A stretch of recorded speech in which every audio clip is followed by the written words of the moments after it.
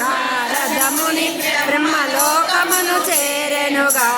భృగుముని వలన జరిగిన గాథను తండ్రికి తానే తెలిపెనుగా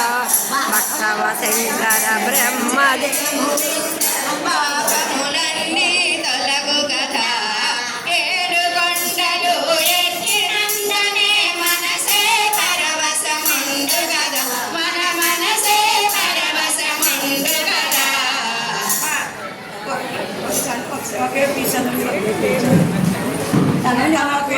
చదివినప్పుడు ఎవరు చదవద్దు చదివినప్పుడు అప్పుడు మనకి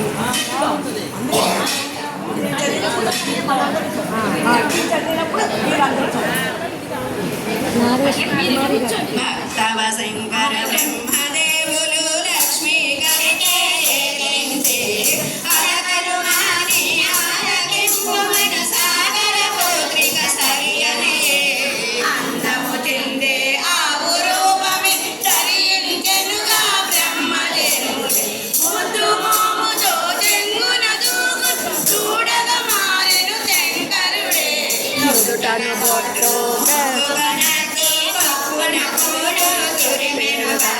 చక్కదనాల చీరను కట్టి గొల్లబామగా మారెను లక్ష్మి